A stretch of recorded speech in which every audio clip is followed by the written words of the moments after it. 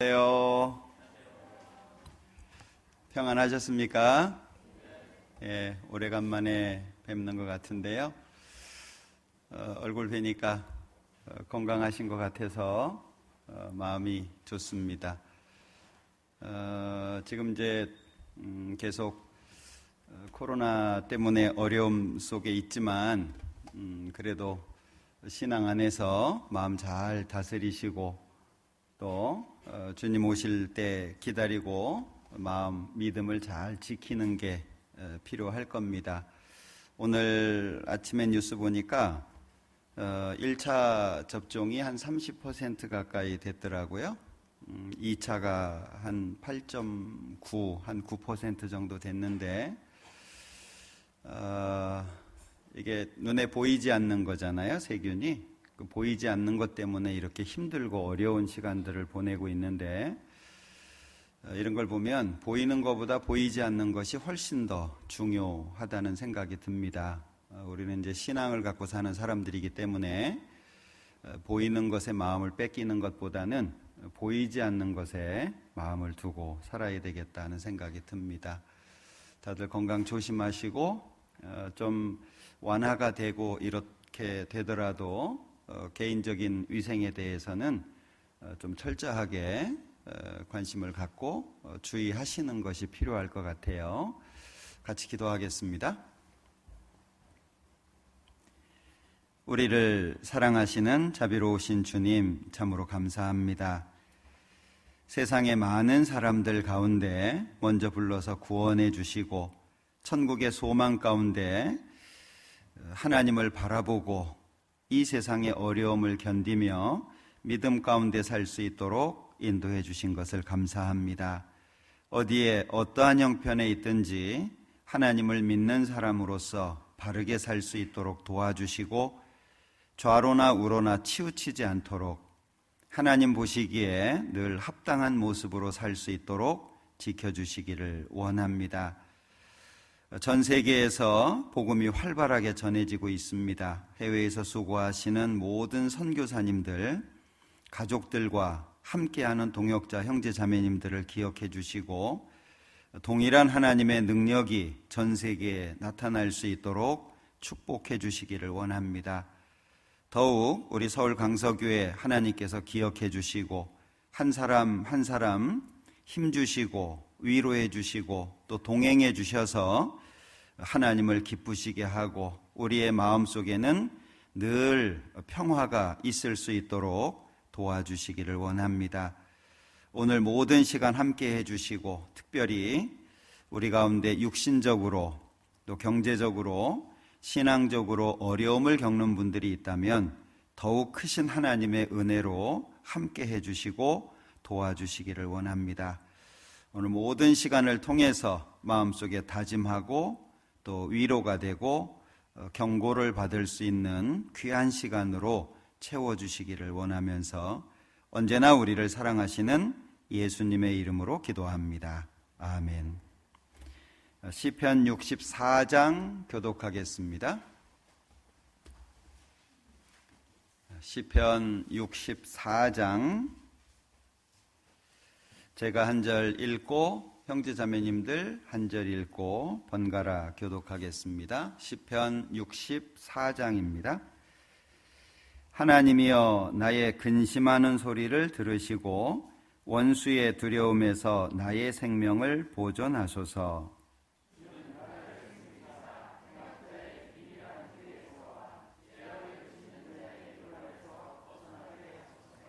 저희가 칼같이 자기 혀를 연마하며 화살같이 독한 말로 겨누고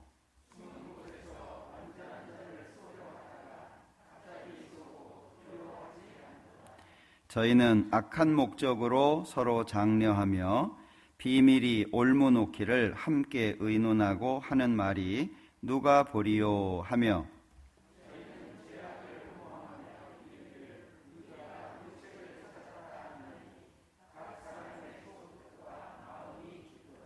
그러나 하나님이 저희를 쏘시리니 저희가 호련히 살에 상하리로다.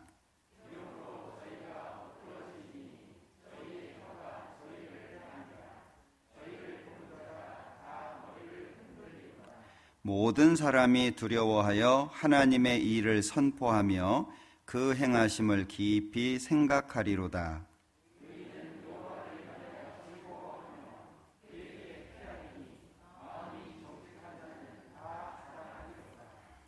예, 찬양 녹화해 놓은 거 찬양 들으시겠습니다.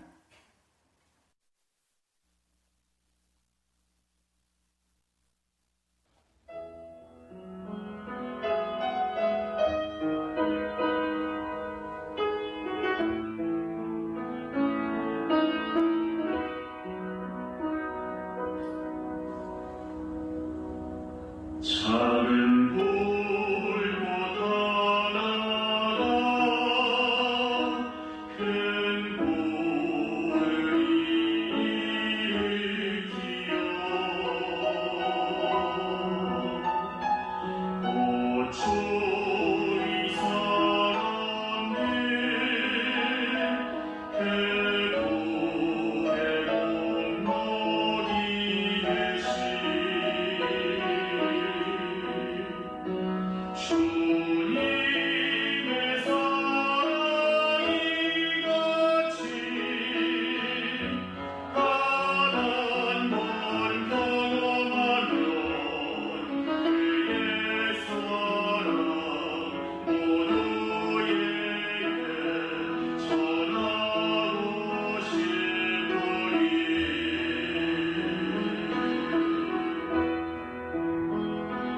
세상이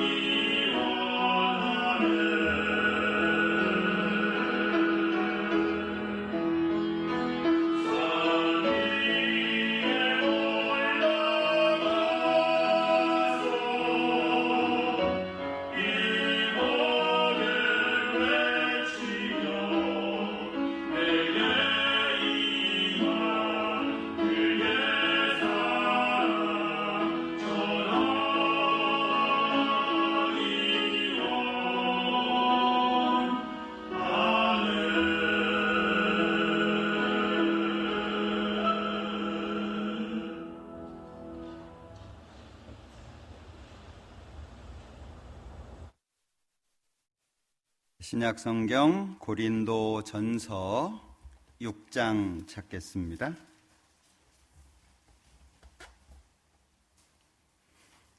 고린도전서 6장 19절, 20절, 고린도전서 6장 19절입니다. 너희 몸은 너희가 하나님께로부터 받은 바 너희 가운데 계신 성령의 전인 줄을 알지 못하느냐. 너희는 너희의 것이 아니라 값으로 산 것이 되었으니 그런즉 너희 몸으로 하나님께 영광을 돌리라. 거기까지입니다. 지금 많은 사람들이 어려워하고 있고 고통을 받고 있습니다. 하나님을 믿는 사람들이 좀 더 많은 부분 기도해야 되고 좀 더 많은 부분 어려운 분들을 헤아려 줄 수 있는 그런 마음을 갖는 게 필요할 겁니다. 사람이 어려워지면 마음도 좁아지고 또 힘들어지면 멀리 보지 못하고 코 앞에 것만 보게 되잖아요. 우리는 이 땅을 목적으로 해서 사는 사람들이 아니고 하나님 앞에 영원하고 신령한 것을 위해서 사는 사람들이기 때문에 마음을 좀 더 넓게 그리고 깊게 가져야 되는 것이 필요할 겁니다. 지금 우리 시대는 예수님께서 말씀하셨던 마지막 시대의 징조를 너무나도 확연하게 보는 시대에 살고 있기 때문에 이런 일들이 일어나는 것을 보면 하나님께서는 일어나서 고개를 들어라 이렇게 말씀하시잖아요. 일어나서 고개를 들어라. 이 땅에서 벗어나서 하나님의 것, 신령한 것을 좀 더 마음에 두는 게 필요한데 계시록 6장부터 19장까지가 7년 환난 속에서 있게 되는 세 번의 재앙. 하나는 인, 도장이죠. 인의 재앙. 그 다음에 두 번째는 나팔. 그리고 세 번째는 대접에 대한 그 재앙을 말씀하셨는데 그 매 한 번이 7번씩으로 돼 있잖아요. 21번의 심판이 6장부터 19장까지 쭉 나열이 돼 있습니다. 집에 가서 한번 읽어보시면 좋을 텐데 사람으로서는 겪을 수 없는 일들입니다. 요즘에 이제 여름이 되었기 때문에 굉장히 그 낮에 햇살이 따갑잖아요. 저는 그 따가운 햇살을 볼 때마다 계시록 16장에 보면 하나님께서 태양한테 권세를 더 주시게 되고 해가 더 뜨거워져서 그냥 뜨겁다고 하는 것이 아니고 사람들을 태운다 이렇게 표현이 돼 있어요. 지금 이제 오존층이 점점 약해져 가고 뭐 구멍이 뚫렸다 뭐 이런 얘기 하잖아요. 그런데 지금보다 오존층이 한 30% 정도가 더 손상이 된다면 우리가 느끼는 건 어떨까요? 심지어 계시록 6장에 보면 하늘이 종이축이 말리는 것처럼 말린다 이런 표현이 있는데 이거는 사람으로 상상하기 어려운 내용들입니다. 지금 마태복음 24장에 예수님께서 말씀하셨던 그 마지막의 징조가 우리 눈에 다 보이잖아요. 지금 많은 사람들이 연구하고 있지만 아직도 치료제가 나오지 않고 있잖아요. 질병을 사람이 못 따라갑니다.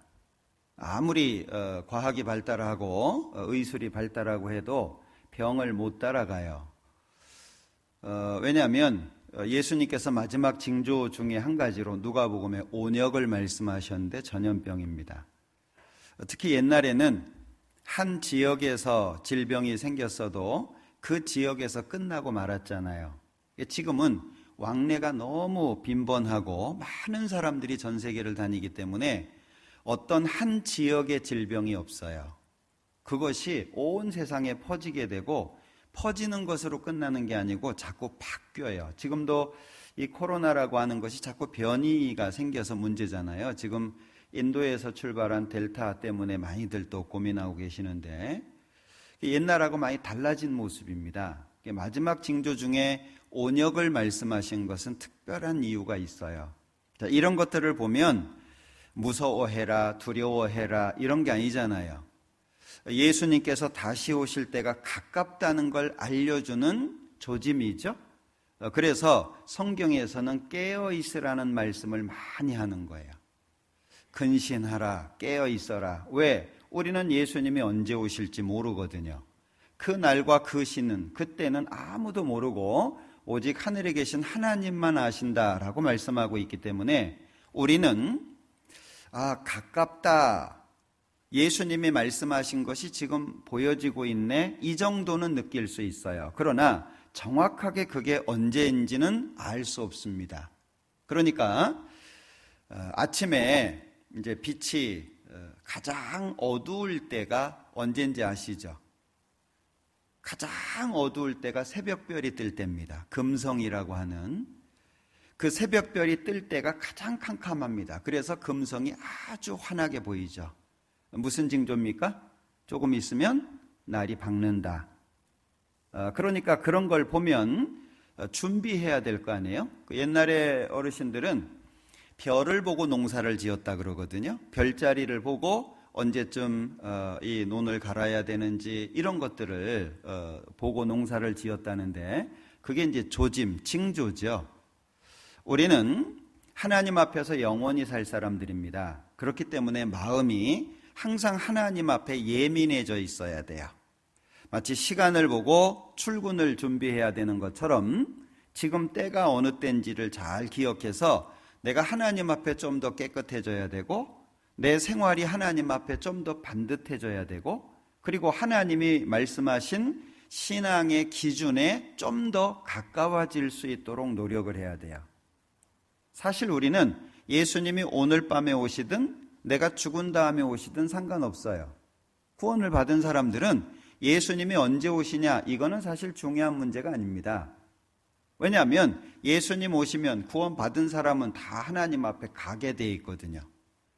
구원을 받고 죽은 사람들이 먼저 부활을 하고 살아있는 사람이 변화돼서 주님을 만나잖아요. 그러니까 구원을 받은 게 정확하다면 천국 가는 건 아무런 문제가 안 돼요. 다만 어떤 모습으로 만날 거냐 하는 거예요. 나를 위해서 죽어주신 그분 앞에 우린 만나야 되거든요. 나를 대신해서 십자가를 지시고 나를 대신해서 채찍질을 당하고 모욕과 수치를 받아서 내 죄를 용서해 주신 그분을 우리는 봐야 돼요. 어떤 모습으로 볼 거냐? 세상에 취해서 죄 가운데 빠져서 하나님 생각도 안 하고 하나님 등지고 살다가 그런 모습으로 만나면 안 될 거잖아요. 그래서 우리가 말씀을 배우는 게 중요하고 지금 때가 어느 때인지를 아는 것이 굉장히 중요한 부분입니다. 오늘은 고린도전서 6장 19절 20절을 통해서 오늘 제목을 너희 몸으로 이렇게 잡아봤어요. 너희 몸으로. 왜 그러냐면 20절에 보면 값으로 산 것이 되었으니 그런즉 너희 몸으로 하나님께 영광을 돌리라. 여기 몸으로, 이 너희 몸으로 여기를 제목으로 좀 잡아본 겁니다. 지금 우리 시대는 자신의 신앙을 돌아보고 주님의 재림을 준비해야 되는 시대입니다. 지금 우리 시대는 과거하고 달라요. 과거에는 예수님께서 말씀하셨던 성경에 나타나 있던 이런 징조가 그렇게 선명하게 보이지 않았습니다. 근데 지금 우리 시대는 말할 필요가 없어요. 그냥 성경 구절만 봐도 지금 우리 시대가 얼마나 예수님 만나기에 가까운 시대인지를 보여주고 있는데, 그래서 에베소서 5장에 보면 잠자는 사람한테 말씀하거든요. 그러므로 이르시기를 잠자는 자여 깨어 일어서라. 어디에서? 죽은 자들 가운데에서. 이거는 구원을 받은 사람들한테 하신 말씀입니다. 하나님이 보실 때 구원을 받지 않은 사람은 죽은 사람입니다. 영이 죽어 있는 사람이죠. 그리고 구원을 받은 사람은 살아있는 사람입니다. 그런데 구원을 받았음에도 불구하고 신앙생활을 잘 못하는 사람을 잠잔다 이렇게 표현을 하고, 또 한 가지 구원을 받고 죽은 사람도 잠잔다 이렇게 표현을 하죠. 왜? 하나님 앞에서 깨어나게 될 거니까. 그런데 에베소서 5장에서 말씀하시는 잠자는 자여 깨어서 죽은 자들 가운데서 일어서라. 이것은 구원을 받고 신앙생활을 잘 못하는 사람들에게 말씀하는 거예요. 계시록 16장에 보면 누구든지 깨어 자기 옷을 지켜 벌거벗고 다니지 아니하며 자기의 부끄러움을 보이지 아니할 자가 복이 있다. 우리 다 옷 입고 다니시죠? 여기 옷 벗고 다니신 분 없죠? 근데 하나님이 보실 때 옷을 벗은 사람이 있는 거예요. 그러니까 누구든지 깨어 자기 옷을 지켜 벌거벗고 다니지 않는다. 그러면 우리 다 옷 입고 다니는데 어째서 깨어 자기 옷을 입어서 벌거벗고 다니지 않는다 이렇게 말씀할까요? 구원을 받을 때 이사야서 61장에 보면 하나님께서 우리에게 입혀주신 옷이 있어요. 그것을 구원의 옷, 의의 겉옷 이렇게 말씀합니다. 예수님이 십자가의 죽으심으로 말미암아 우리의 죄를 영원히 용서해 주시고 우리에게 구원의 옷, 의의 겉옷을 입혀주셨어요. 그런데 신앙생활 속에서 하나님의 뜻대로 살지 못하면 그걸 지키지 못하고 벗고 다니는 거예요. 무엇을? 구원의 옷, 의의 겉옷을 벗고 다니는 겁니다. 그러니까 성경에는 예수님께서 정확하게 몇 년, 몇 월, 며칠에 오신다는 걸 모르기 때문에 계속 강조하는 것이 근신하라, 깨어라. 깨어있다는 건 뭐죠? 정신을 차리고 있는 거잖아요. 어떻게 주무실 때 다 죽으시죠? 저는 잠잘 때 뭔 일이 생기는지 모르거든요. 죽은 거와 같은 거예요. 그런 상태에서는 지금 주변의 상황이 어떤지, 뭐가 문제가 돼 있는지, 뭘 해야 되는지 모르잖아요. 그런데 깨어 있다는 것은 지금이 몇 시인지, 내가 무엇을 해야 되는지, 어떻게 살아야 되는지를 알고 있는 거죠. 근신하라, 깨어라. 너희 대적 마귀가 삼킬 자를 찾아다녀요. 어떻게? 우는 사자같이. 마귀는 구원을 못 받게 방해를 하고 구원을 받은 사람은 신앙생활을 못하게 방해합니다. 마귀는 우리가 죽을 때까지 따라다녀요. 자, 예수님이 40일 금식하시고 3번의 시험을 마귀한테 받습니다. 자, 마귀가 3번의 시험을 마치고 잠깐 예수님을 떠났어요. 언제까지 따라다녔죠? 예수님 십자가에 죽으실 때까지. 네가 하나님 아들이냐? 그러면 옆에 있는 사람 살려주고 너도 살아나봐라. 누가 얘기한 거예요? 그 뒤에 마귀가 있어요. 예수님이 능력이 없어가지고 십자가에서 못 내려오시는 게 아니잖아요. 만약에 예수님이 이놈들 하고 십자가에서 내려오셨어요. 그럼 우린 다 지옥 가야 돼요. 왜요? 죄를 누가 용서해 줄 거예요? 하나님 외에는 누가 죄를 용서해 줄 수 있겠냐? 하나님 외에는 할 수 없는 그 일입니다. 예수님을 통해서 하시려고 하는 거예요. 근데 예수님이 십자가에서 내려오셨어요. 이놈들. 그럼 우리는요, 다 지옥 가야 됩니다. 예수님께서 안 내려오신 이유가 있어요. 기도에 항상 힘쓰고 기도에 감사함으로 깨어 있어라. 왜 깨어 있으라는 말씀을 계속할까요? 깨어 있지 않으면 예수님이 언제 오실지 몰라요. 그러면 우리의 마음은 하나님 앞에는 어두워지고 세상에는 밝아지게 되겠죠. 세상을 살아오면서 여러 가지 해보셨을 때 만족되는 거 있는가 한번 생각해 보세요.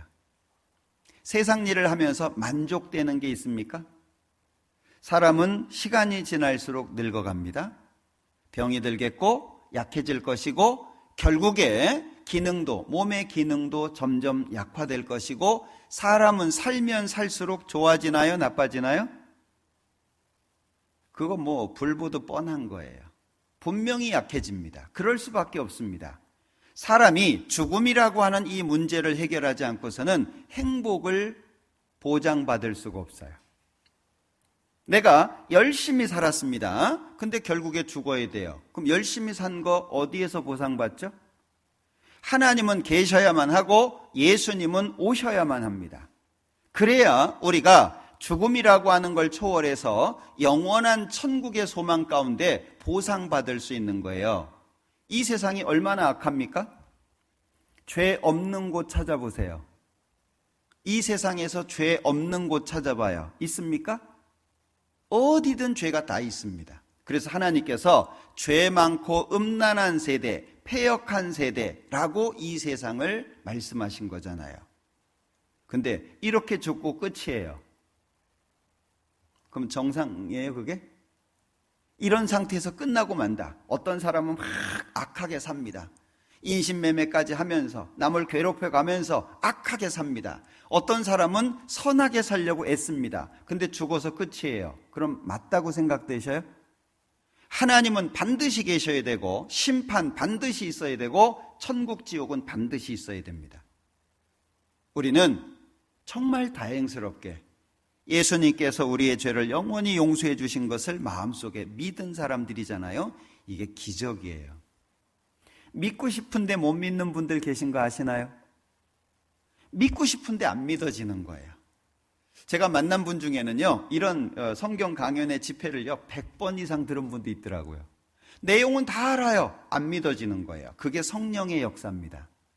믿어지는 게 성령의 역사예요. 쉽죠? 내용 간단하죠? 예수님이 십자가에서 죄를 영원히 용서한 거예요. 그거 지식적으로 모르는 사람이 누가 있겠어요? 교회 다니는 사람들 다 압니다. 문제는 마음속에 안 믿어지는 거예요.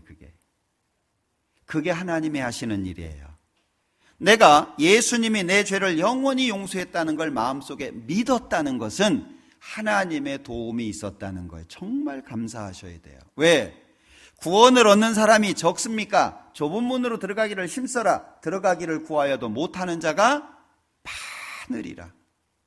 멸망으로 인도하는 문은 그 길이 넓고 많은 사람들이 그 길로 들어갑니다. 생명으로 인도하는 문은 길이 좁고 협착하다. 찾는 이가 적다. 찾는 사람이 적어요. 그런데다가 들어가려고 해도 못 들어가는 사람이 많아요. 구원받은 사람은 성경에 적다고 되어 있습니다. 혹시 우리 서울 강서교회에 나오기 때문에 천국 간다고 착각하시는 분이 안 계시기를 바라요.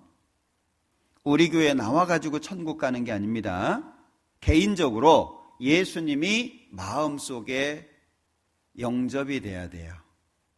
예수님이 내 죄를 영원히 용서하셨다는 사실이 양심적으로, 개인적으로 마음속에 믿어져야 돼요. 내가 믿으려고 애쓰는 것이 아니라 믿어져야 돼요. 그렇지 않으면 예수님이 오실 때 남아있는 사람이 생기게 될 겁니다.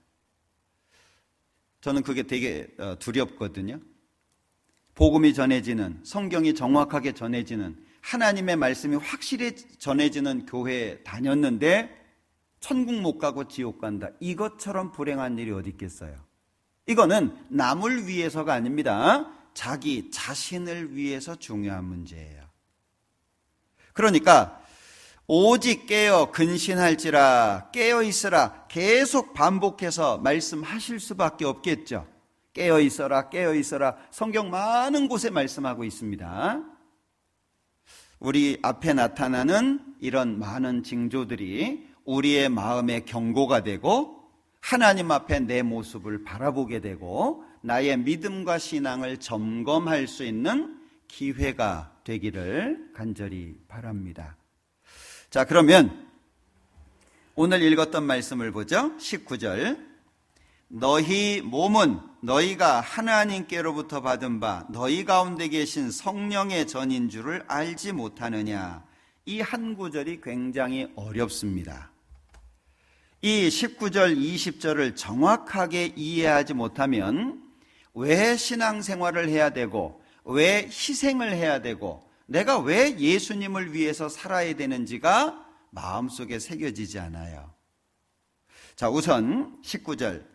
너희 몸은 너희가 하나님께로부터 받은 바 너희 가운데 계신 성령의 전인 줄을 알지 못하느냐. 사람의 몸을 성령의 전 이렇게 말씀하고 계시죠. 성전이라고 하는 것은 구약에 솔로몬이 제일 먼저 지었습니다. 7년 걸렸죠. 솔로몬이 성전을 지어놓고 하나님, 하늘과 하늘과 하늘, 성경에는 하늘이 3번 겹쳐서 나오는 말씀이 꽤 있습니다. 하늘과 하늘들의 하늘, 새가 날아다니는 하늘, 별이 떠있는 하늘, 하나님이 계시는 하늘. 그래서 천국을 바울 사도는 3층 천 이렇게 표현을 했어요. 자, 하늘과 하늘들의 하늘이라도 하나님을 용납하지 못할 텐데 내가 지은 이 성전에 하나님 계시겠습니까? 라고 기도를 했을 때 하나님께서 내 이름을 거기에다 두겠다. 즉 성전은 하나님의 이름, 임재의 상징이에요. 하나님은 눈에 보이지도 않습니다. 감각적으로 알 수도 없어요. 하나님 어디 계실까요? 나는 가까운 데 하나님이며 먼 데 하나님은 아니냐? 나는 만물 가운데 충만하다라고 말씀하신 그 하나님, 앞으로 가셔도 우리가 모르고 뒤에 계셔도 우리가 못 느껴요. 그 하나님 어디에 계실까요? 이사야서에 보면 하늘은 하나님의 보좌, 의자입니다. 땅은 하나님의 발등상, 너희가 나를 위해서 무슨 집을 지을꼬 말씀하셨는데 이 땅에 하나님을 모실 만한 집을 지을 수 있을까요? 불가능합니다. 아니, 이 지구가 하나님의 발판이랍니다. 하늘이 하나님의 의자래요. 어디다가 집 짓까요? 못 집니다. 그럼 성전의 개념이 뭐냐? 하나님이 자기 이름을 두신 곳, 기도의 중심처, 신앙의 중심지로 말씀하신 거예요. 하나님 안 보이니까. 그래서 이스라엘 사람들은 어디에 있든지 성전을 향해서 기도를 합니다. 성전을 향해서 하나님의 임재의 상징인 거죠. 그것이 솔로몬이 지었던 성전이 바벨론에 의해서 1차 파괴가 됩니다. 그리고 70년 동안 포로 생활을 하고 돌아오게 되죠. 스룹바벨이라고 하는 사람이 무너진 성전을 고레스, 키루스 또는 사이루스 이렇게도 부르죠. 그 고레스 왕의 도움으로 성전을 다시 짓게 됩니다. 70년 포로 생활하고 돌아와서 그게 제2성전이죠. 스룹바벨 성전입니다. 4년 정도 걸렸어요.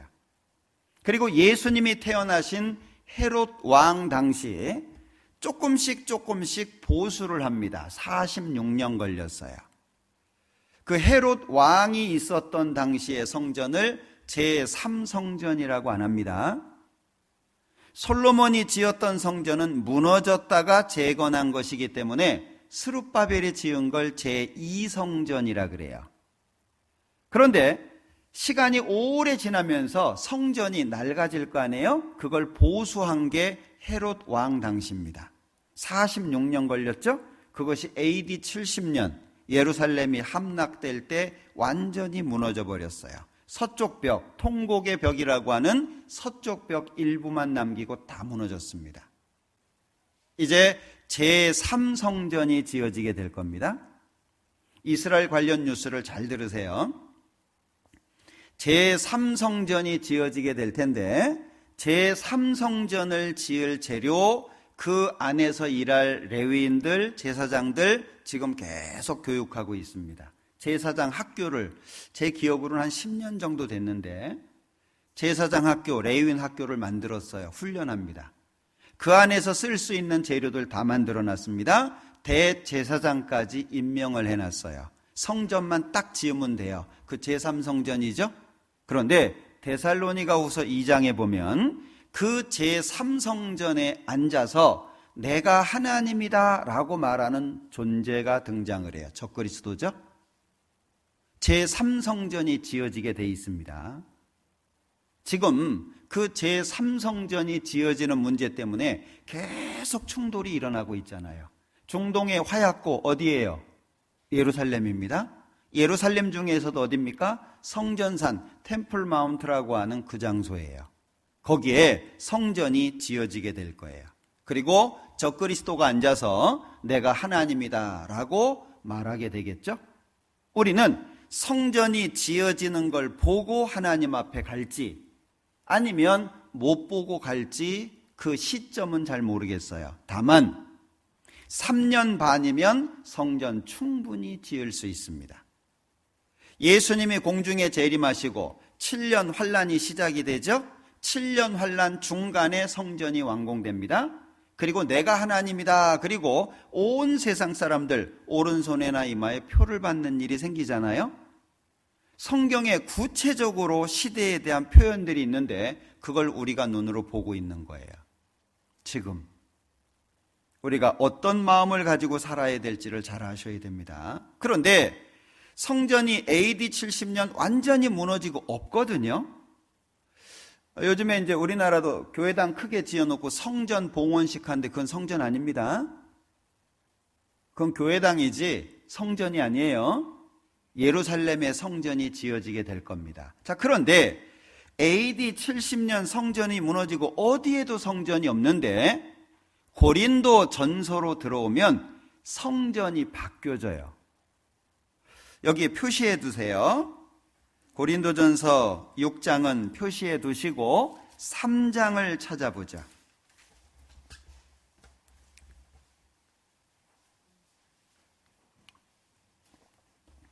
3장 16절입니다. 고린도전서 3장 16절. 너희가 하나님의 성전인 것과 하나님의 성령이 너희 안에 거하시는 것을 알지 못하느뇨. 이게 무슨 말씀이죠? 구약에는 건물이 성전이었습니다. 솔로몬이 지었고 스룹바벨이 지었고 AD 70년 무너질 때까지 성전 그러면 건물을 두고 얘기했어요. 그런데 신약에 들어오면서 고린도 전서에 처음으로 사람을 성전이라고 부릅니다. 사람을, 이 개념을 잘 이해하셔야 돼요. 그러면 16절에 너희가 하나님의 성전인 것과, 그러면 성전의 개념이 뭐죠? 하나님이 자기 이름을 두신 거잖아요. 하박국서에 보면 오직 주는 성전에 계시니 온 천하는 잠잠할지니라 라고 말씀하고 있는데 성전의 개념이 하나님이 여기 계시다 그런 의미예요. 그러면 하나님의 이름이 없거나 하나님이 거기에 계시지 않으면 성전이 아니라 건물이 되죠. 이해되시나요? 그냥 건물이에요. 솔로몬이 7년 걸려서 지은 건물이에요. 근데 그걸 성전이라고 불러요. 이유가 뭐죠? 하나님이 여기 계시다. 하나님의 이름을 두신 거예요. 그래서 성전이 됐어요. AD 70년 완전히 박살나고 다 무너졌어요. 그런데 고린도 전서에 들어오면서 하나님의 성전인 것과 사람을 성전이라고 얘기하는 거예요. 사람을. 너희가 하나님의 성전인 것과 하나님의 성령이 너희 안에 거하시는 것을 알지 못하느뇨? 그러면 왜 사람의 몸이 성전이 될까요? 이유가 뭐겠어요? 뒤에 설명하고 있죠. 16절 후반부에 하나님의 성령이 어디 안에? 너희 안에. 그러니까 이 세상에 많은 사람들이 살고 있는데 하나님의 성령이 안에 있는 사람들이 따로 있는 거예요. 그럼 성령이 언제 오셔요? 성령이 언제 들어오세요? 이게 많은 사람들이 성경을 오해해가지고 요한복음 1장 12절에 보면 영접하는 자 곧 그 이름을 믿는 자들에게는 하나님의 자녀가 되는 권세를 주셨다고 돼 있잖아요. 영접을 기도로 만들었어요. 영접을. 예수님 지금 이 시간 제 안에 들어오셔서 저와 함께 하시고 나와 동고동락하시고 그러면 들어오세요? 그게 안 되니까 반복적으로 영접 기도를 하는 거예요. 한 번 해서 안 되니까 또 하고 또 하고 또 하고. 그래서 주님 들어오시는 게 아닙니다. 살다가 기분 나빠서 예수님 나가요. 그럼 예수님 나가요? 예수님이 언제 들어오시느냐 그 얘기예요. 여기 하나님의 성령이 너희 안에 거하신다 그렇게 말씀하고 있잖아요. 사도행전 2장을 한번 보죠.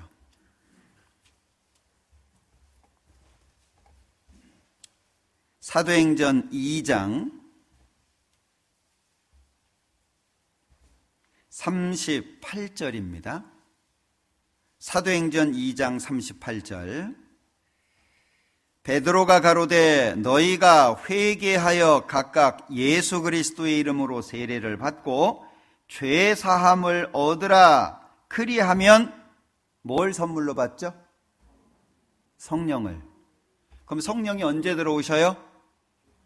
예수님께서 내 죄를 영원히 용서하셨다는 것이 예수님이 성령이 들어오셔야 믿어지는 거예요. 성령이 안 들어오시면요, 이게 안 믿어집니다. 머리로는 환하게 이해가 되는데, 머리로는 다 알겠는데 마음속에 안 믿어져요. 정말 신기합니다. 제가 성경에 여러 가지 말씀을 드리고 알고 있는 말씀 다 드렸는데 알겠대요. 머리로는 이해가 된대요. 근데 답답한 거예요. 안 믿어져요. 왜죠? 성령께서 안 들어오셔서 그런 거예요. 그럼 성령이 들어오셔서 내 마음속에 예수님이 나 때문에 죽은 거구나. 예수님이 내 죄를 영원히 용서한 거네. 그게 탁 믿어지잖아요. 그럼 시작되는 게 있어요. 내게 강 같은 평화. 죄로부터 해방해요. 우리 선교사님들이 우리나라 초기에 와가지고 눈이 시퍼런 사람들이 기타 치면서 내게 강 같은 평화. 한국 사람들은 한 많은 민족이잖아요. 이해가 안 되는 거예요. 한이 쌓여서 있는 민족이 우리나라인데 내게 강 같은 평화. 뭐가 그렇게 좋으냐. 그게 예수님이 내 안에 들어오시면서 시작되는 거예요. 예수님이 태어나셨을 때 누가복음 2장에서는 지극히 높은 곳에서는 하나님께 영광이요 땅에서는 기뻐하심을 입은 사람들 중에 평화. 그 평화가 시작되는 거예요.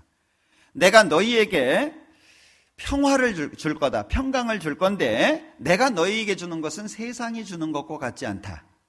돈 생겨서 좋은 일 생겨서 기분이 좋아서 그런 평화가 아니에요. 죄로부터 해방해요. 영원한 천국이 내 집이 된 거예요. 그 평화가 시작됩니다. 하나님을 아버지라고 부를 수 있게 된 겁니다. 그 평화가 내 마음속에서 시작이 된 거예요. 성령이 들어오셔야 그걸 경험할 수 있어요.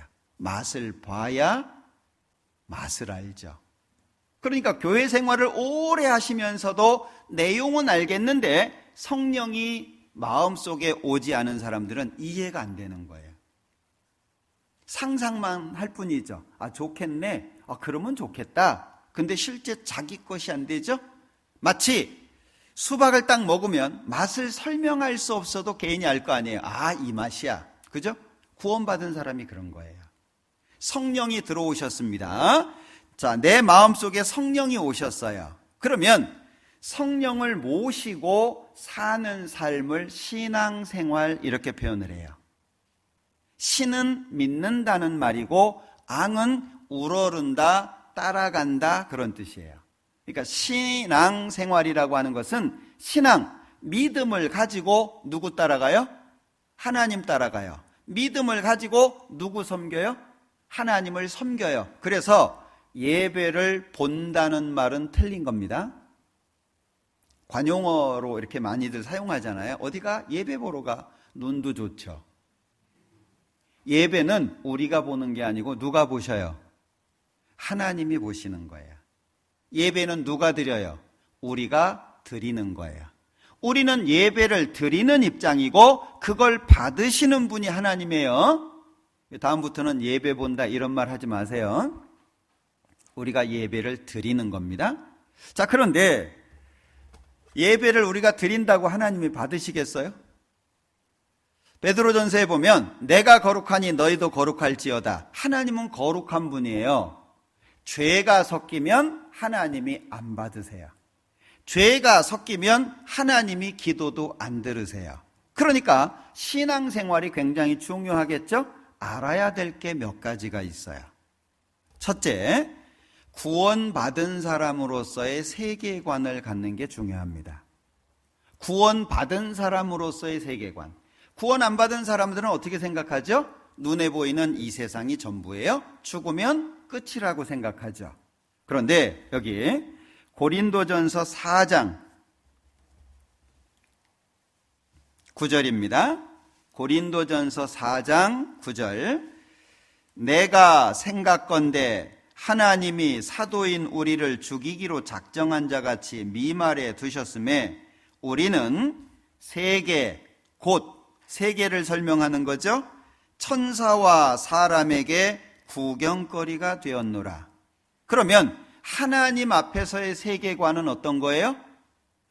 하나님 없는 사람들은 이 세상이 전부예요. 죽으면 끝이에요. 그런데 하나님을 믿는 사람들은 세계관이 어떻게 바뀌어야 돼요? 눈에 보이는 이 세계가 있어요. 육신적인 세계죠. 눈에 안 보이는 영적인 세계가 있다는 이 세계관을 가져야 된다 그 얘기예요. 천사가 있어요. 천사가. 성경에는 천천히요 만만, 아마 이 성경을 기록할 당시에 억이라는 단어가 없었던 것 같아요. 그래서 만만 이렇게 표현했는데 만만이면 억입니다. 그러니까 천사가 많아요. 오늘 교독할 때 읽었던 시편 103장이 천사 관련 내용이 끝부분에 언급되어 있죠. 다시 한번 볼까요? 시편 103장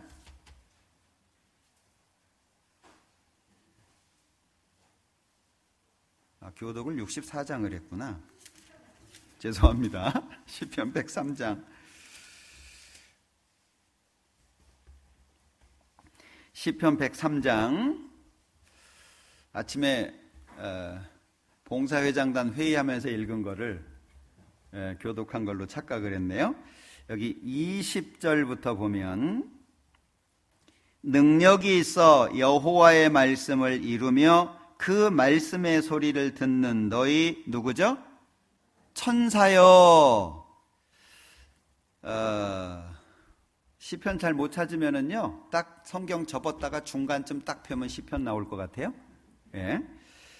자, 20절 다시 보죠. 능력이 있어 여호와의 말씀을 이루며 그 말씀의 소리를 듣는 너희 천사여 여호와를 송축하라. 여호와를 봉사하여 그 뜻을 행하는 너희 모든 천군이여 여호와를 송축하라. 여호와의 지으심을 받고 그 다스리시는 모든 곳에 있는 너희여 여호와를 송축하라. 천사가 설명돼 있죠. 하나님을 섬기고 하나님의 명령을 수행하는 존재로 천사가 있어요. 영적인 존재입니다. 그런데 이 천사는 사람 속에 있는 영과 달라요. 천사도 영적인 존재입니다. 그런데 사람 속에 있는 영과는 달라요. 신분이 차이가 난다고 생각하면 쉬운데 히브리서 1장을 보자. 자, 히브리서 1장 13절 14절 히브리서 1장 14절 신약성경 354쪽 페이지 수는 한두 페이지 차이가 납니다. 14절 모든 천사들은 부리는 영으로서 구원 얻을 후사들을 위하여 섬기라고 보내심이 아니뇨. 천사는 종입니다. 처음에 만드실 때 종으로 만드신 거예요. 그런데 하나님의 말씀, 명령을 수행을 하고 하나님을 섬기는 일을 하면서 동시에 14절에 구원 얻을 후사들, 다시 말하면 구원받은 사람들을 섬기는 일을 하는 게 천사예요. 마태복음 18장을 한번 볼까요?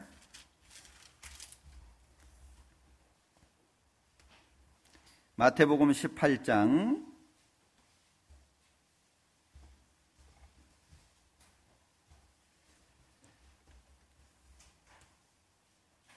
자, 마태복음 18장 18절 마태복음 18장 18절 진실로 너희에게 이르노니 무엇이든지 너희가 땅에서 매면 하늘에서도 매일 것이요 무엇이든지 땅에서 풀면 하늘에서도 풀리리라. 매면, 풀면 이게 뭘까요? 이 구원받은 사람들이 마치 키를 갖고 있는 사람과 같은 거예요. 구원받지 않은 사람들 풀면 말씀을 전해주고 구원받을 수 있도록 도와주면 마치 키를 집어넣어서 여는 것처럼 천국문이 열리는 거예요. 그런데 만약에 말도 안 해, 내가 구원받은 사람이라는 거 표시도 안 내, 그리고 전도도 안 해, 그러면 옆에 있는 사람에게 이게 막히게 되잖아요. 그게 매이는 거예요. 그러면 그 사람이 하나님 말씀을 들을 기회가 안 생기죠? 천국문이 닫혀 있는 거예요. 자, 이 말씀을 하셨는데 위에 10절에 보면은 삼가 이 소자 중에 하나도 업신여기지 말라 너희에게 말하노니 저희 천사들이 하늘에서 하늘에 계신 내 아버지 얼굴을 항상 배옵느니라. 뭐예요? 구원받은 사람들에게 누가 따라다녀요? 이걸 흔히 수호천사 이렇게 말하는 거예요.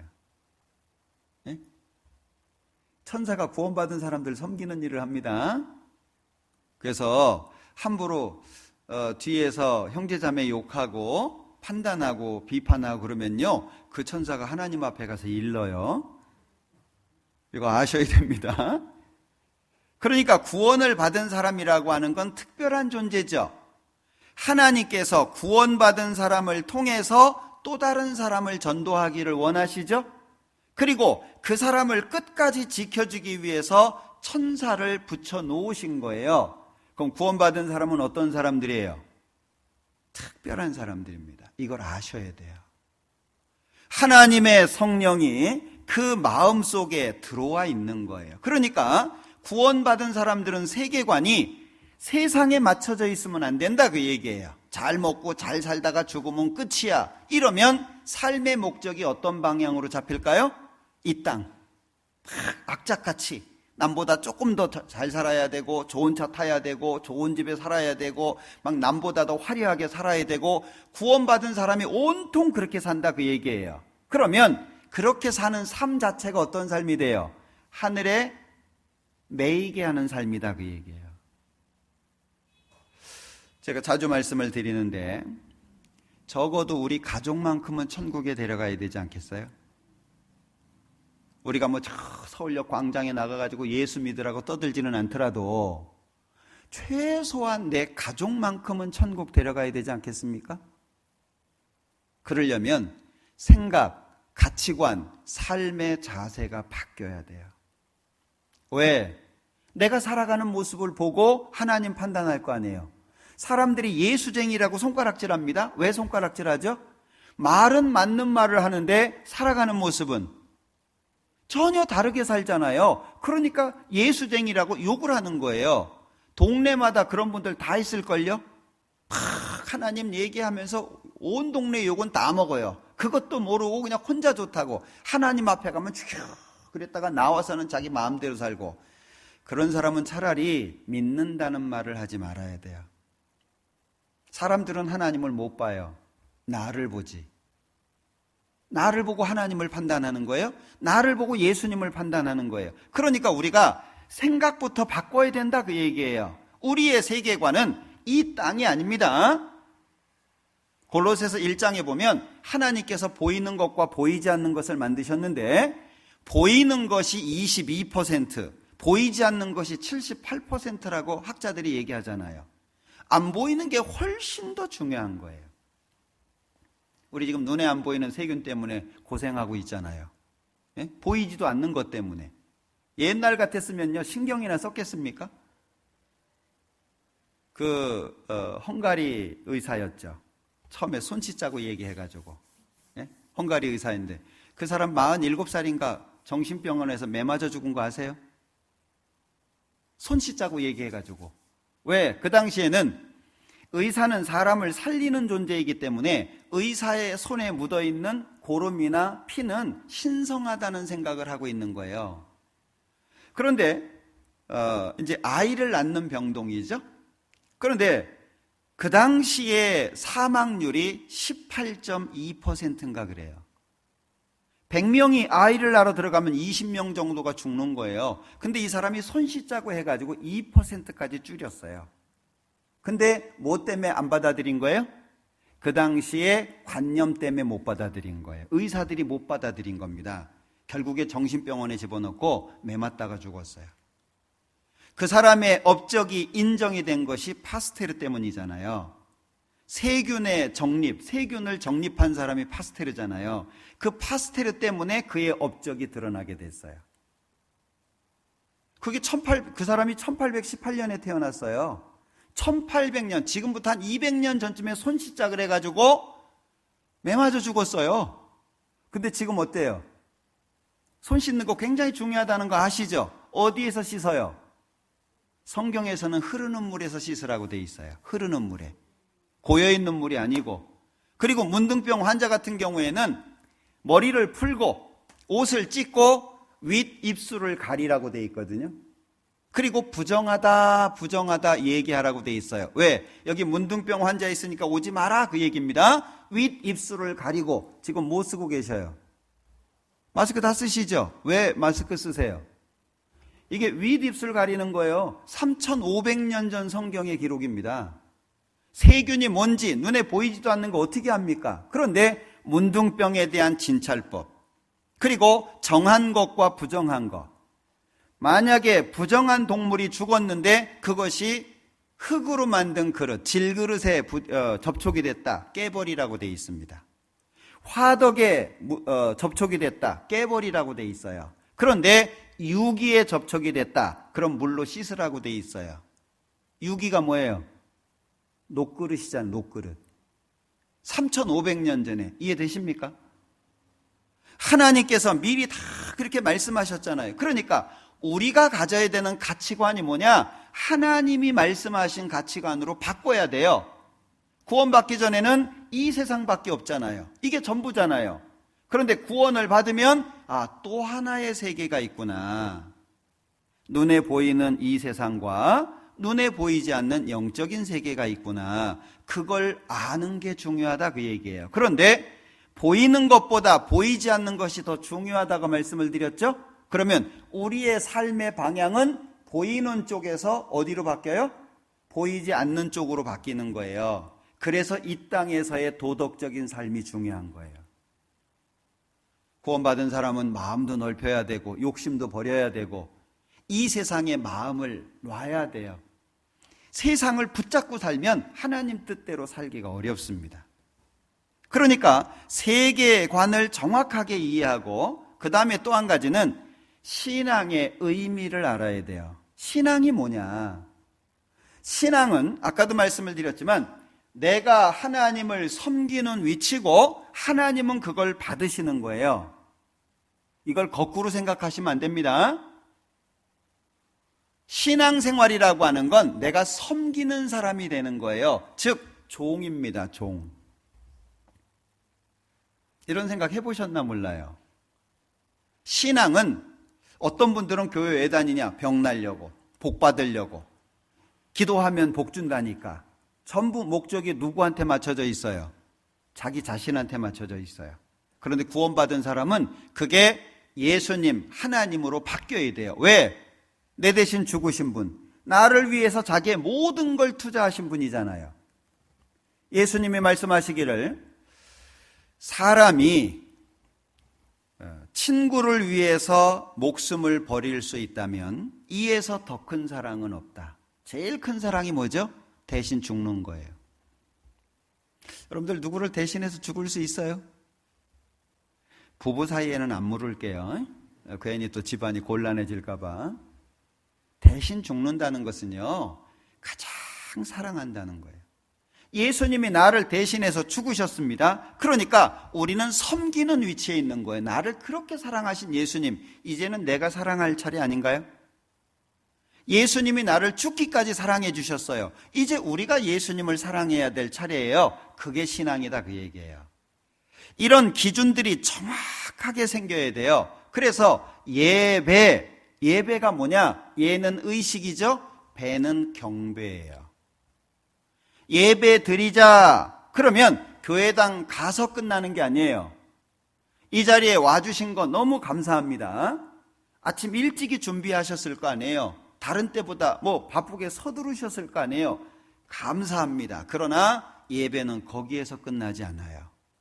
로마서 12장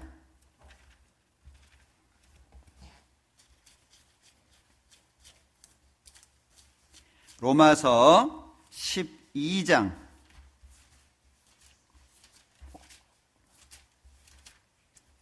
1절입니다. 로마서 12장 1절. 그러므로 형제들아 내가 하나님의 모든 자비하심으로 너희를 권하노니 너희 몸을 하나님이 기뻐하시는 거룩한 산제사로 드리라. 이는 너희의 드릴 영적 예배니라. 자, 보셔요. 성령께서 내 안에 들어오시면서 내 몸이 뭐가 됐죠? 성전이 됐어요. 이거 꼭 기억하시기 바랍니다. 구원받은 사람의 몸은 성전. 성령께서 계시잖아요. 그래서 가능하면 죄하고 멀어져야 돼요. 죄 지면 안 됩니다. 예수님이 십자가에서 죄를 용서해 주신 것은 죄 막 짓고 살라고 용서해 주신 게 아니에요. 가서 다시는 죄를 범치 마라, 죄 짓지 마라고 용서해 주신 거잖아요. 그런데 우리가 죄와 싸우다가 질 수도 있어요. 이기면 좋은데, 죄와 싸워서 이기면 좋은데 때로는 진단 말이에요. 죄가 너무 강하니까. 그래서 영원한 속죄를 해주신 거예요. 그것조차도 용서했으니까 엎어져 있지 말고 일어나라고. 손에 쟁기를 잡고 뒤를 돌아보는 자는 하나님 나라에 합당치 않다. 혹 죄와 싸워서 지더라도 그것까지도 용서해놨으니까 일어나서 다시 걸어라, 그 얘기예요. 그래서 영원한 속죄가 있는 거예요. 자, 그러면 여기 그러므로 형제들아 내가 하나님의 모든 자비하심으로 너희를 권하노니 너희 몸을, 구약에는 짐승을 제물로 바쳤습니다. 하나님께 나아갈 때는 짐승을 죽여서 각을 뜨죠. 배를 가르고 막 여기저기 다 갈라서 쫙 벌려서 제단 위에 올려놓습니다. 그런데 이제는 짐승으로 드리는 게 아니고 무엇으로 드려요?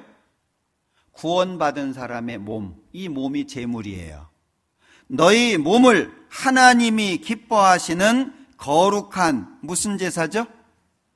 구약에는 죽은 제사예요. 짐승을 죽여서 바치는 거예요. 그런데 신약시대에는 죽이는 게 아니에요. 산채로 드리는 거예요. 산 제사로 드리라. 이는 너희의 드릴 무슨 예배죠? 영적 예배, 하나님이 받으시는 진짜 예배예요. 그러면 예배 시작했다, 예배 끝났다가 없는 거예요. 예배는 내가 죽어야 끝나요. 역사적으로 예수님이 오셔야 끝나는 거예요. 예배는, 진짜 예배는. 그걸 모르니까 교회당 시작하면서 시간 되면 예배 시작합시다, 예배 끝났습니다. 예배는 끝나면 안 됩니다. 왜? 제물이 뭐라 그랬죠? 너희 몸을 어떻게 드리죠? 산 제사. 그러니까 고린도전서 10장을 한번 보죠. 고린도전서 10장 31절. 고린도전서 10장 31절. 그런즉 너희가 먹든지 마시든지 무엇을 하든지 다 하나님의 영광을 위하여 하라. 이게 예배 방법이에요. 우리의 몸이 제물입니다. 살아서 드리는 제사입니다. 그러니까 구원을 받은 사람이 먹든지 마시든지 무엇을 하든지 심지어 잠자는 것까지 일하는 것까지 모든 것이 하나님이 보시는 예배가 되는 거예요. 이게 놀라운 겁니다. 하나님이 우리에게 무엇을 요구하시는지를 아셔야 돼요. 겨우 주일날 교회당 나와가지고 헌금 좀 하고 찬송 몇 마디 하고 예배 드리는 시간 시간에 참석하고 그 다음에 내 맘대로 살고, 그게 아니에요. 여러분들 11조 아시죠? 11조. 11조의 유래 아시잖아요. 11조는 10분의 1은 하나님 거, 10분의 9는 내 거, 그 뜻이 아니에요. 11조는 감사로 시작이 된 겁니다. 11조의 유래가 감사로부터 시작된 거예요. 아브라함부터, 야곱부터 감사로. 그러니까 내게 있는 모든 것이 하나님의 것입니다. 그걸 표시하는 게 11조예요. 응? 하나는 하나님 거, 9개는 내 거, 그 뜻이 아닙니다. 내게 있는 생명, 내 호흡, 내 건강, 내 모든 거 다 하나님 겁니다. 그걸 표시하는 게 11조예요. 그게 구원받은 사람들의 가치관이라는 거예요. 이걸 갖지 못하면 절대 신앙생활 제대로 못합니다. 왜요? 마음속에서 안 받아들여지거든요. 예? 아니 내가 왜 내 젊은 청춘을 예수님을 위해서 살아야 돼? 지나가면 다시 안 오는데 나를 위해서 재미나게 더 여기저기 구경도 하고 내가 하고 싶은 거 다 하고 그러면서 살아야지 왜 내가 내 청춘을 교회에다가 바치냐, 이런 생각이 들어요. 그래서 교회를 떠난 사람들이 많아요. 구원을 받았다고 하는데도 불구하고. 기억하십시오. 영적 예배입니다. 산제사입니다. 내 몸이 제물입니다. 먹든지 마시든지 무엇을 하든지 다 하나님의 영광을 위해서 해라. 왜 이렇게 해야 되냐? 32절. 유대인에게나 헬라인에게나 하나님의 교회에나. 하나님이 보시는 지금 우리 시대의 세 부류죠. 하나님이 보실 때 세 부류가 지금 살고 있는 거예요. 하나는 유대인, 선택받은 이스라엘 사람들. 하나는 헬라인. 이 고린도전서를 기록할 당시의 문명이 헬라 문명입니다. 그러니까 헬라 그러면 온 세상을 말하는 거예요. 이 세상은 선택받은 이스라엘, 선택받지 않은 이방인, 그리고 또 하나가 있어요. 뭐죠? 하나님의 교회. 교회가 있어요. 교회. 그럼 교회가 뭐예요? 교회가 유대인 중에서, 이방인 중에서 구원받은 사람들을 교회라고 부르는 거예요. 이건 나중에 차차 배워야 될 겁니다. 이 교회가 무엇인지를 정확하게 알아야 돼요. 교회는 건물 얘기하는 게 아니에요.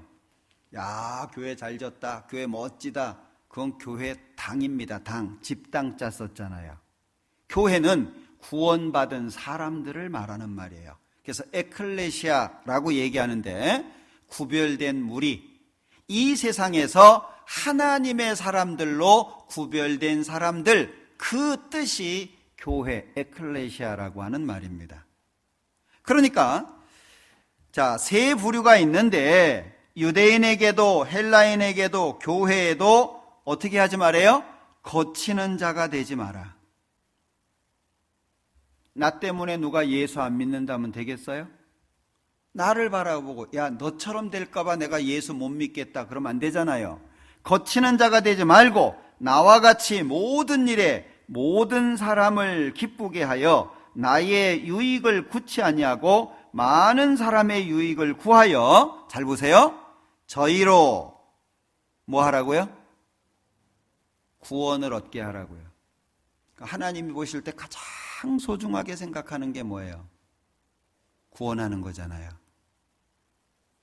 누가복음에 보면 죄인 하나가 회개해서 돌아올 때 회개할 것이 없는 의인 99명을 인하여 기뻐하는 것보다 더 기뻐하겠다고 하나님 말씀하셨어요. 하나님이 어떤 사람을 원하셔요? 지옥 갈 사람 구원받는 걸 원하셔요. 그런데 구원이 쉽게 돼요?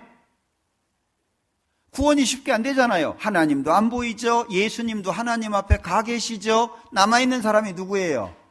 믿는다는 사람들이잖아요. 그 믿는다는 사람들을 그래서 마태복음 5장에서는 너희는 세상의 소금이요 너희는 세상의 빛이라고 말씀하신 거예요. 순서 바꾸시면 안 됩니다.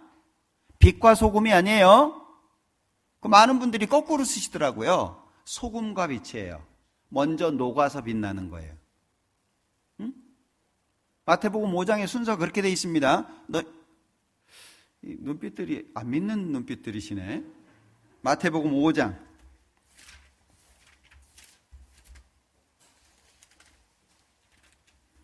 자, 마태복음 5장 13절.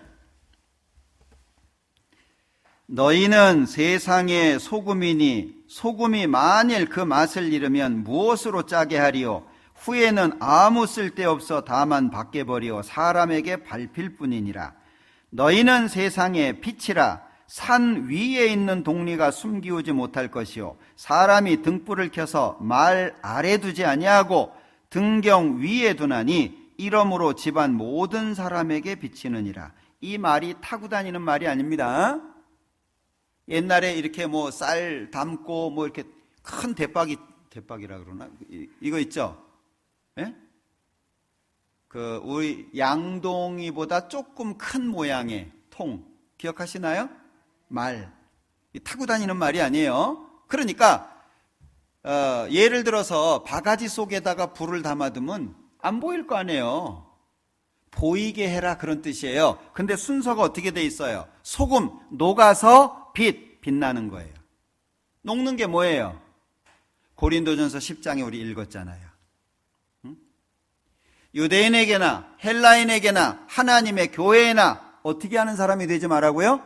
거치는 자가 되지 말라는 거예요. 자기의 유익을 구하지 말고 다른 사람의 유익을 구하여 저희로 구원을 얻게 하라. 그럼 구원은 언제 이루어진다는 겁니까? 구원받은 사람들이 마치 소금처럼 녹고 빛처럼 빛나게 될 때 구원이 이루어진다는 거잖아요. 우린 그걸 마음에 담아야 돼요. 제가 이 지역에서 집회를 하다 보면 농사 짓는 곳들이 있어요. 농부가요 정말 바쁩니다. 쉬는 시간이 별로 없어요. 농약도 줘야 되고 때로는 물도 넣어주고 때로는 물도 빼주고 일일이 다 손봐주고 그래야 가을에 결실이 되잖아요. 농사가 쉽게 되는 게 아니거든요. 그런데 농사 중에 가장 어려운 게 뭐냐? 영혼을 구원하는 농사예요. 왜요? 하나님 모르는 사람들은 어디에 맞춰져 있다고요? 세상에. 무엇을 먹을까? 무엇을 마실까? 무엇을 입을까? 술 한잔하고 요 옆에 활락가 있죠? 예? 술집 쫙 있는 데 있잖아요. 가다 보면요 매일 속이 상해요. 하나님이 없다고 생각하니까는요 지금 시간을 즐기는 쪽으로 사람들이 시간을 다 쓰잖아요. 몇 년 즐길까요? 몇 년 즐길 것 같아요? 잠시 뒤에 고통의 시간이 옵니다. 자, 생각해봐요. 부모 슬하에 20년 있어요. 그리고 직장 생활을 시작을 했어요. 30에 결혼했다고 쳐요. 예? 35에 애 하나 낳았다고 쳐요. 좀 늦게 잡아가지고. 그 다음부터는요, 즐길 시간 없습니다. 어떻게 살아요? 먹고 사느라고 바빠요. 자식 키우느라고 정신 없습니다. 그러니까 요즘에는 애도 안 낳고 결혼도 안 하고 그래서 욜로족이라고 해요. 욜로족이라는 말 들어보셨죠? 인생 한 번뿐이야. 뭐 미래, 불확실한 미래 때문에 염려하고 근심하고 지금 잘 먹고 잘 살아야지. 젊은 사람들이 외제차 타고 다니잖아요. 결혼 안 해요. 애도 안 낳아요. 왜? 즐기는 거예요 그냥. 그게 다라고 생각하니까. 뭐가 남죠? 그렇게 살면 나중에 뭐가 남아요? 아무것도 안 남아요. 그래서 죽기 전에 인생 허무하다. 인생 무상 삶의 회의라고 얘기하는 거예요. 누구나 다 공감하죠. 우린 그런 삶을 안 살아요. 왜? 또 다른 세계가 있다는 걸 아니까. 그러니까 지금 우리는 마치 농사를 짓는 농부와 같은 거예요. 지금은 준비하는 시간, 나그네의 시간입니다. 우리에게 중요한 건 언제예요? 하나님 앞에 섭니다. 그러니까 이 땅에서 거치는 자가 안 되려면 어떻게 해야 돼요? 더 겸손해야 되고 더 부드러워야 되고 더 마음이 넓어야 되고 용서해야 되고 이해해야 되고 받아줘야 되고 그리고 내 삶을 통해서 어떻게 해요? 구원받지 않은 사람들한테 보여줘야 될 거 아니에요. 그래야 야 하나님이 정말 계신가 보다. 하나님 믿는 사람이 참 보기 좋다. 야, 저 사람은 뭐가 그렇게 좋은 일이 있길래 얼굴이 저렇게 평안할까? 뭐가 그렇게 좋지? 그걸 만약에 본다면 어쩌겠어요? 우리가 야 하나님 믿으니까 이렇게 좋아. 그러면 마음이 움직이지 않겠어요? 맨날 싸움이나 하고 욕이나 하고 막 거칠고 막 옆에서 봐도 그냥 눈살이 찡그려지고 이런 사람이 어느 날 야, 교회 한번 갈래? 뭐라 그러겠어요? 너나 잘하세요. 그럴 거 아니에요. 우리는 나를 위해서도 바른 삶이 필요하고 내 옆에 있는 사람을 위해서도 바른 삶이 필요한 거예요.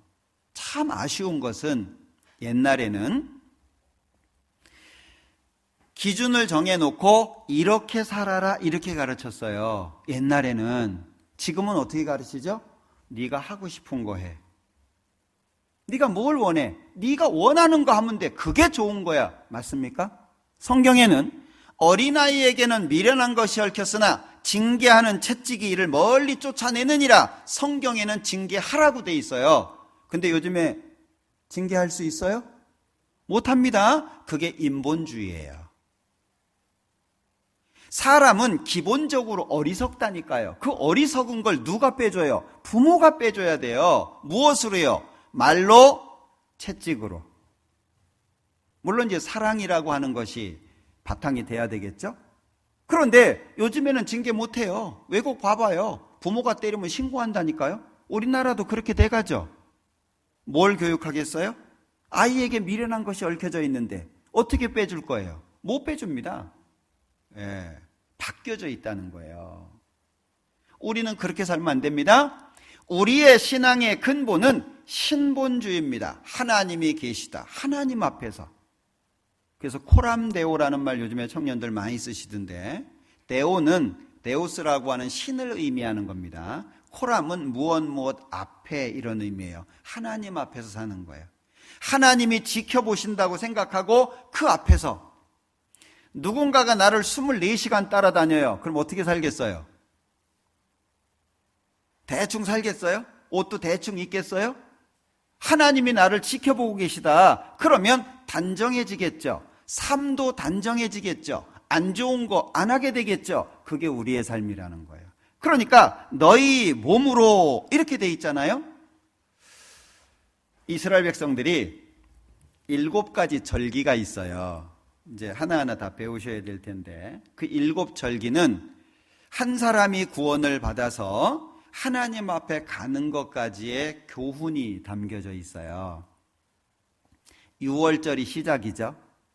너물유, 너물월, 재앙이 넘어가는 절기다. 6월절에 예수님이 죽으셨어요. 6월절은 예수님의 죽음을 가리킵니다. 6월절이 끝나자마자 바로 그 다음날 무교절이 이어져요. 7일. 무교절이. 무자는 없다, 교는 누룩을 말하는 거예요. 병은 떡입니다. 이 무교절 절기 동안에 해야 되는 게 2가지가 있어요.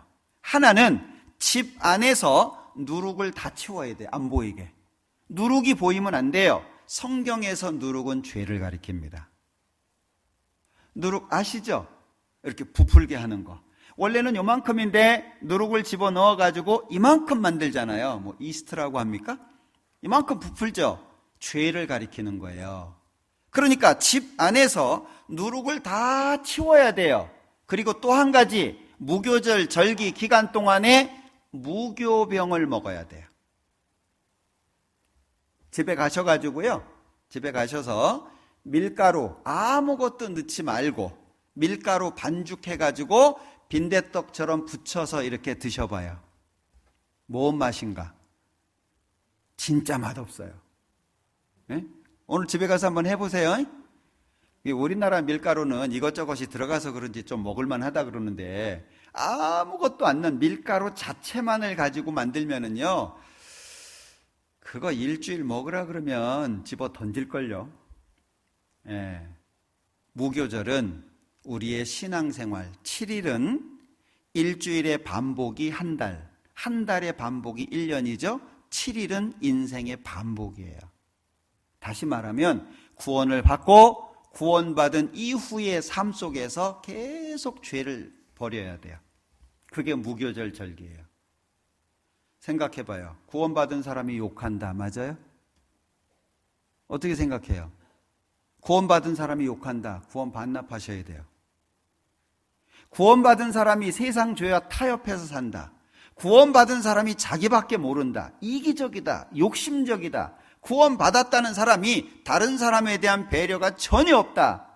맞아요? 안 맞아요. 버려야 돼요. 내 속에 있거든요.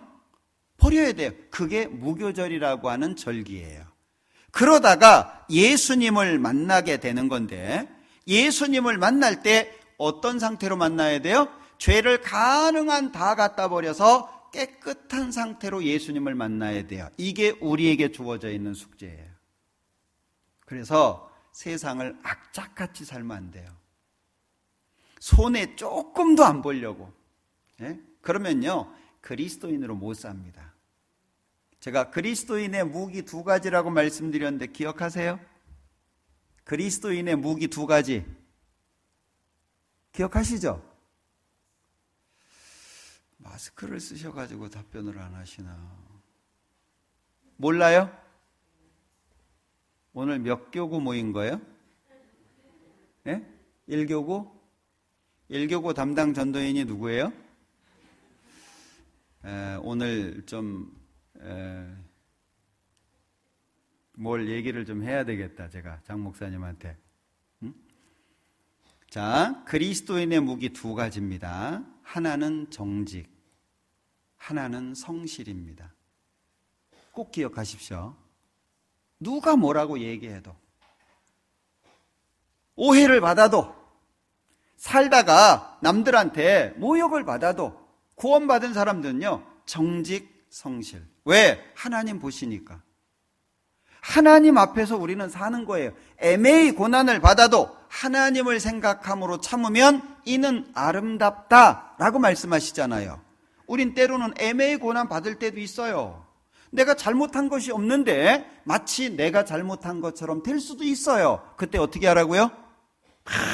열 받아가지고 막 다 때려 죽이니 누가 이런 소리 했니? 너 나와봐라 막. 그러면 안 됩니다.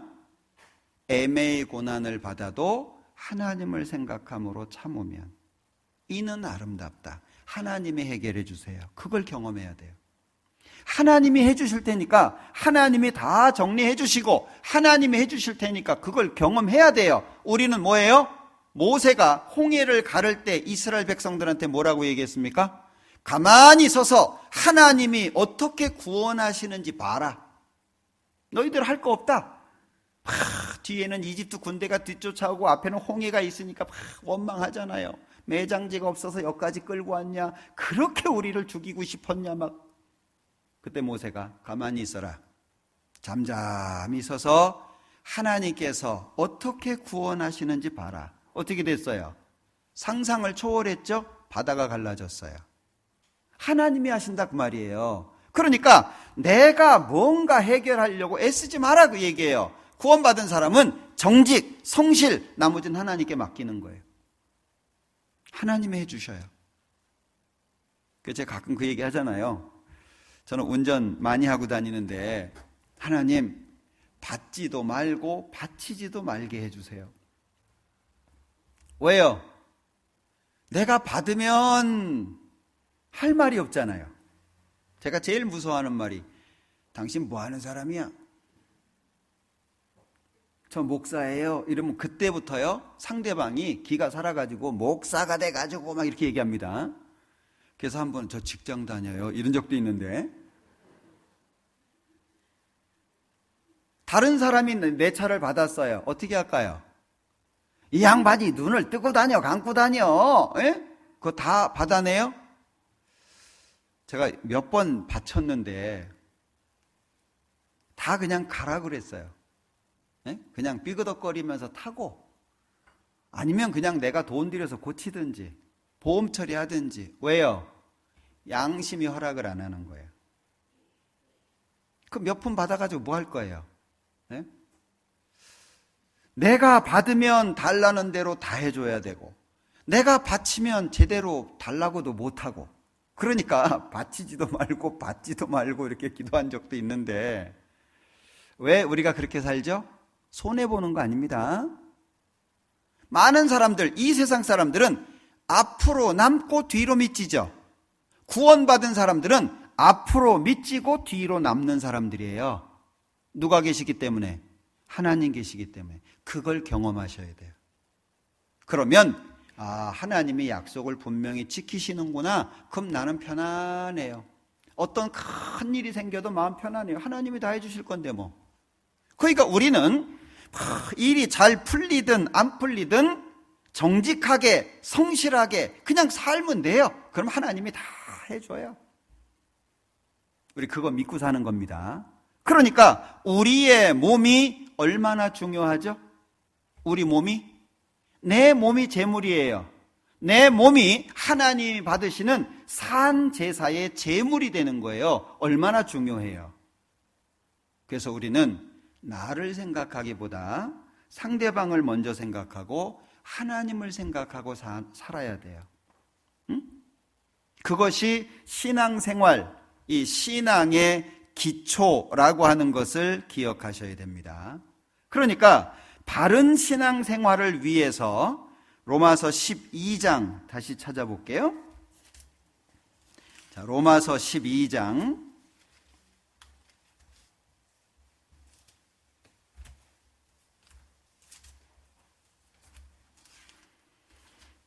로마서 12장 2절입니다.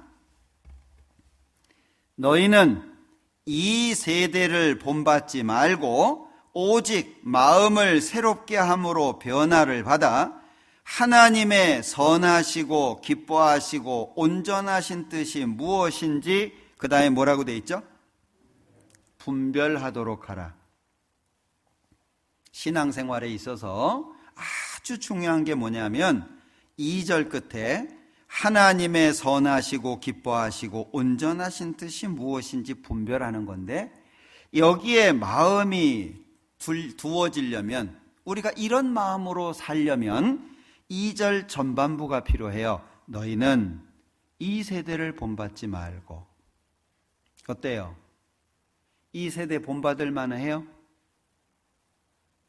이 세상 보면은요 많은 사건과 사고가 끊이지 않잖아요. 이 세상을 천국이라고 말할 수 있을까요? 수많은 사람이 고통을 당하고 있고 권세를 잡은 사람들은 그렇지 못한 사람들을 억울하게 하고 우리가 알지 못하는 사건 사고 억울한 사람들이 얼마나 많을까요? 그거 우리가 어떻게 못해요. 그러니까 이 세대를 바라보는 것이 아니고 오직 마음을 어떻게 하래요? 새롭게 함으로 변화를 받아요. 무슨 얘기예요? 우리의 마음을 하나님 쪽에다가 둬라 그 얘기예요. 이 세상에다가 두는 것이 아니고 하나님 쪽으로 마음 둬라 그 얘기예요. 예를 들어서 좀 가난해요. 가난한 게 죄예요? 여러분들 가난한 거 부끄러운 거 아닙니다. 중고차 타면 어때요? 중고차 타면 부끄러운 거예요? 저도 지금 중고차 타는데 제가 부끄러워하는 것 같아요?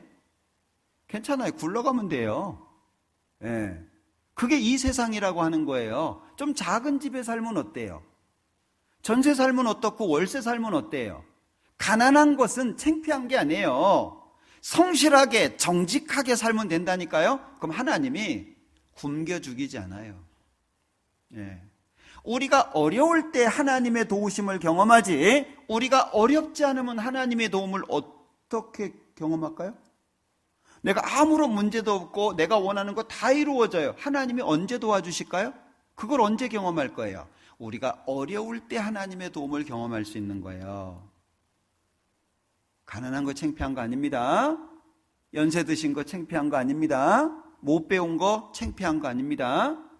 우리는 정직하게 성실하게 하나님 뜻대로 사는 거예요. 그러니까 마음을 하나님께로 두고 하나님이 뭘 기뻐하지? 거기에 마음을 두라 그런 얘기예요. 그래서 에베소서 5장에서는 어리석은 자가 되지 말고 오직 주의 뜻이 무엇인지 이해해라. 하나님의 뜻이 무엇인지 이해해라. 그게 그리스도인이잖아요. 크리스천이라고 얘기를 하는데 그리스도인이 무슨 말이에요? 그리스도께서 그 속에 살고 있는 사람 그 뜻이에요. 그래서 구원받은 사람은 세상 것으로 만족하지 않아요. 구원받은 사람은 죽음 앞에서도 웃을 수 있는 사람들입니다. 그래서 기독교 역사 속에 6천만 명이라고 하는 순교자가 생긴 거예요. 완전히 다른 삶이에요. 정말 멋집니다. 응? 여러분들 막 그래가지고 막 근육이 울퉁불퉁하고 그냥 배에 그냥 초콜릿 복근이 생기고 막 멋있는 거예요? 그게 멋있는 게 아니에요. 죽음 앞에서도 웃을 수 있는 게 진짜 멋있는 거예요. 멋집니다. 억울하지만 참는 게 멋진 거예요. 예?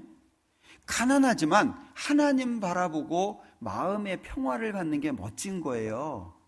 우리나라 막 성형수술 엄청 한다 그러죠. 그게 이쁜 거예요? 그거 잠깐 뒤에 없어집니다. 초콜릿 복근이요? 날씨만 뜨거워져 봐요. 금방 녹아요. 그게 멋있는 게 아니에요. 예.